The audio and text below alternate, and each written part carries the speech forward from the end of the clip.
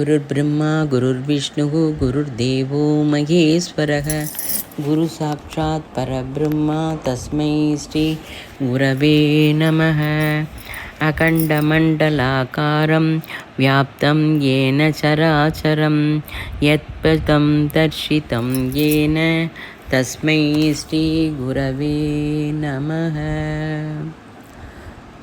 ॐ भूर्भुवस्वः तत्सवितुर्वरेण्यं भर्गो देवस्य धीमहि धियो यो नः प्रचोदयात्।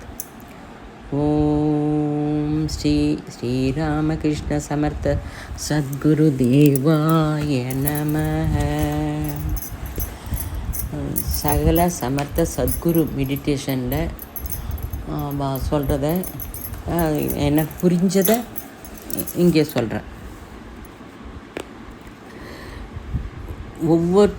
ஒவ்வொரு நாளும் நம்ம மெடிடேஷன் பண்ணும்போது நம்மளை ப்யூரிஃபை பண்ணிட்டு முன்னாடி போயின்ட்டுருக்கோம். ஒவ்வொருத்தரும் குரு மூலமாக அவள் எல்லாத்தையும் சொல்கிறா.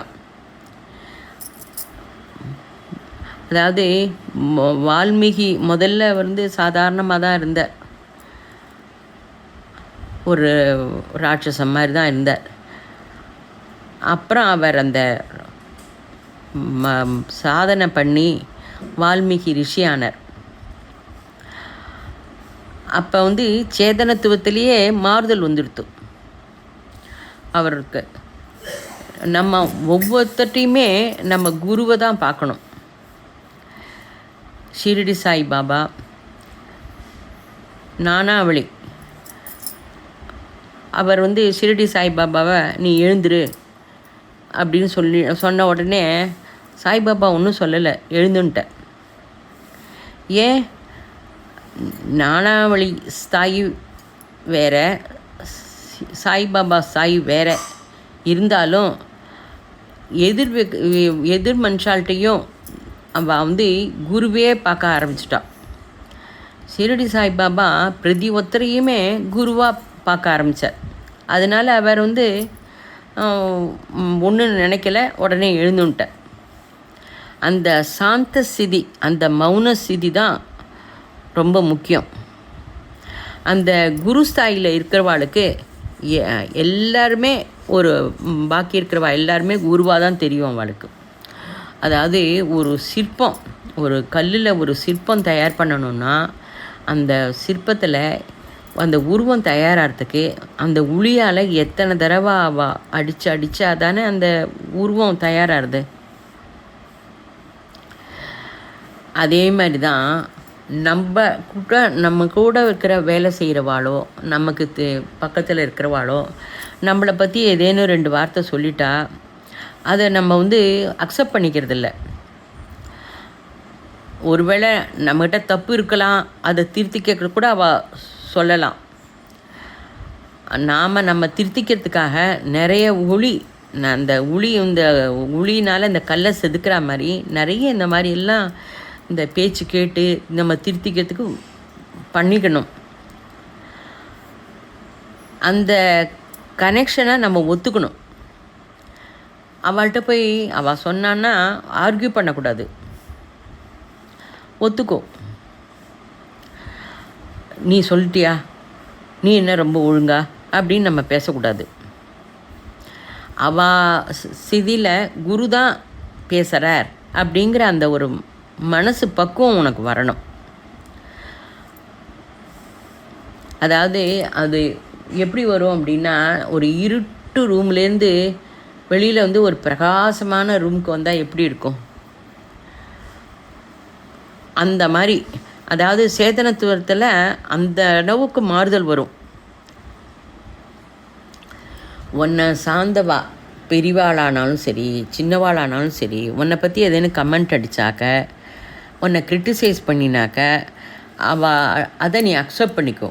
அவகிட்ட நீ உடனே அவள் என்னை கிரிட்டிசைஸ் பண்ணிட்டா, அதனால் நான் அவள்கிட்ட பேச மாட்டேன், அவளை டிஸ்டன்ஸில் தான் வைப்பேன் அப்படின்னு அந்த தப்பு பண்ணாத.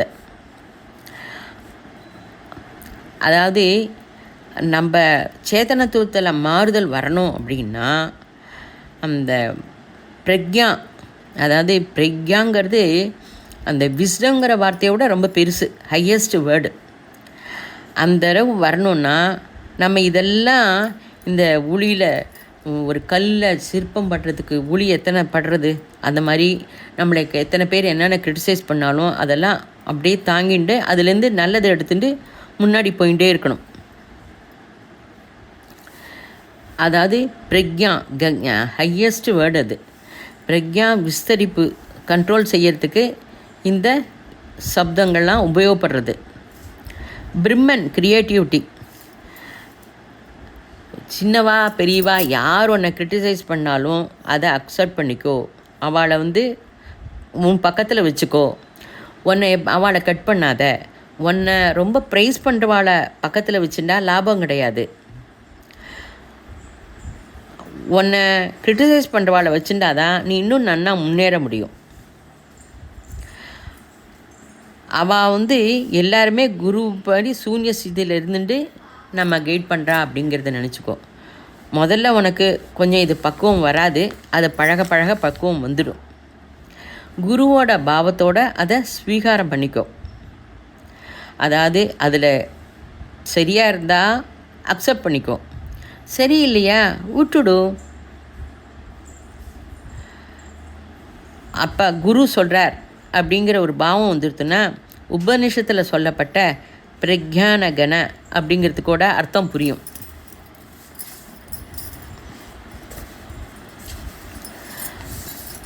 ஓம் பூர்ணமதக பூர்ணமிதம் பூர்ணாத் பூர்ணமுதஸ்யதே பூர்ணஸ்ய பூர்ணமாதாய பூர்ணமேவாய மேவா வசிஷ்யதே. ஓம் பூர்ணமதக பூர்ணமிதம் பூர்ணாத் பூர்ணமுதஸ்யதே பூர்ணஸ்ய பூர்ணமாதாய பூர்ணமேவா வசிஷ்யதே அப்படிங்கிற அந்த சிதம் வந்துடும்.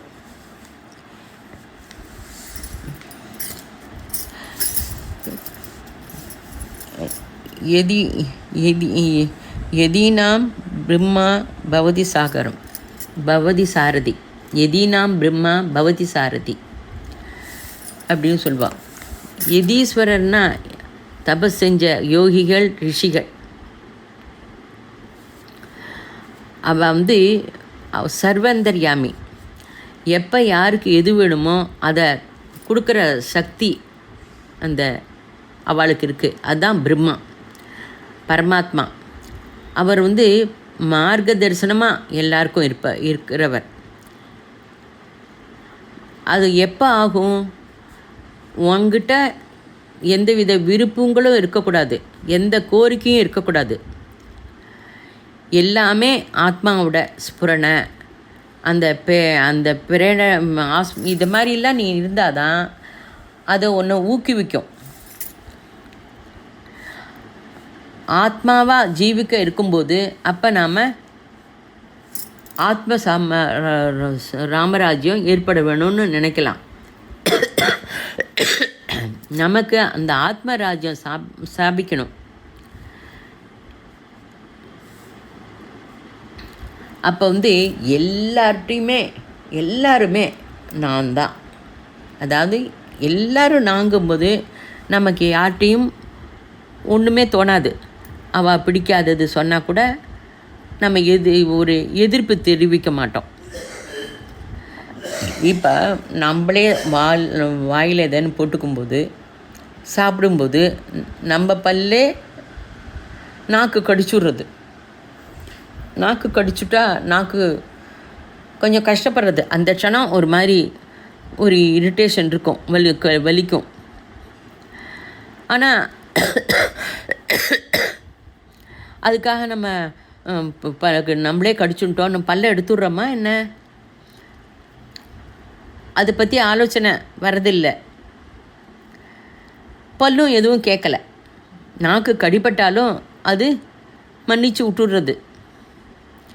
ஏன் அப்படி பண்ணுறது? இது என்னுடையது அப்படிங்கிறதுனால அது அப்படியே தள்ளி விட்டுடுறோம்.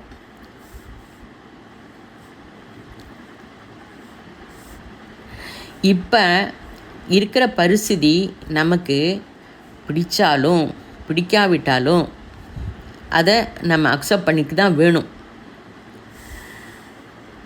இந்த பரிస్థితి, இந்த சூழ்நிலை நமக்கு ஏன் தரப்பட்டது அப்படின்னு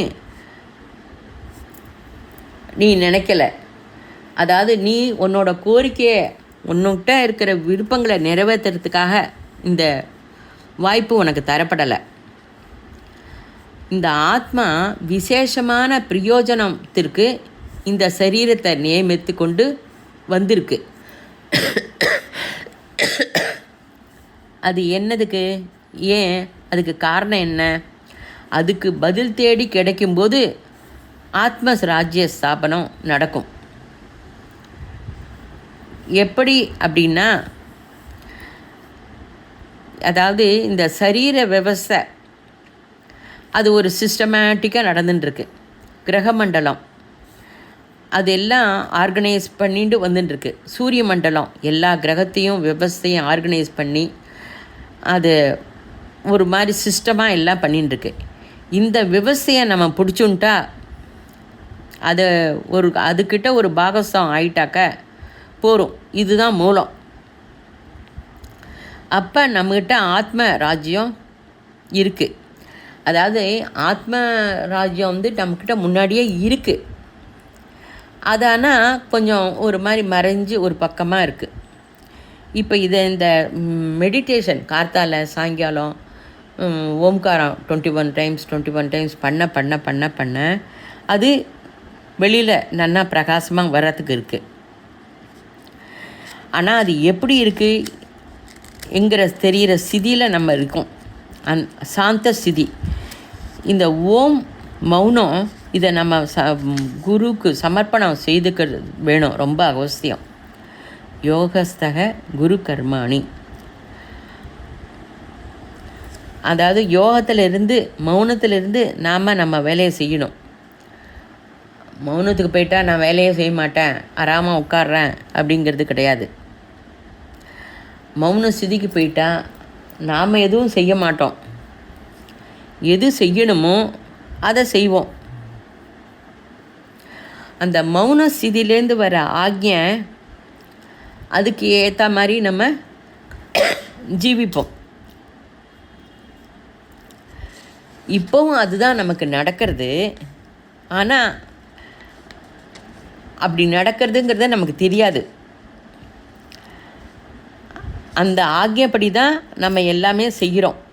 இதை நம்ம தெரிஞ்சுக்கல.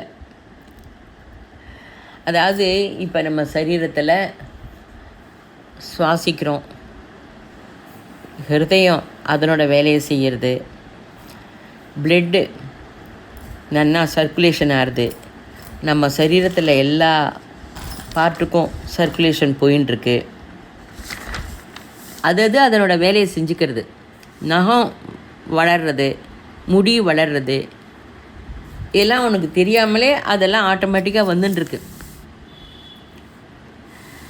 இதெல்லாம் நம்ம தெரிஞ்சுக்கணும். இதுக்கு பேசிக் சப்ஜெக்டு நம்ம கற்றுக்கல. அது இல்லாமல் ஏதோ எக்கனாமிக்ஸ், சயின்ஸு, சோஷியல் ஏதோ சப்ஜெக்ட்லாம் நம்ம படிக்கிறோம். ஆத்தியாத்மிக லைஃபுக்கு இது ரொம்ப அவசியம். இந்த நாலேஜ் கற்றுக்கணும். இதில் ஆர்வம் இருக்கிறதுனால நம்ம கார்த்தாலையும் சாயங்காலமும் தியானம் செய்கிறோம். இப்போ நம்ம ஒரு 100 பேர் உட்காந்து இதை செஞ்சால் ரொம்ப பெனிஃபிட்டாக இருக்குங்கிறது ஒரு லட்சியம் வச்சுட்டுருக்கோம். இது மாதிரி 1000 பேர் இருந்து செய்யும்போது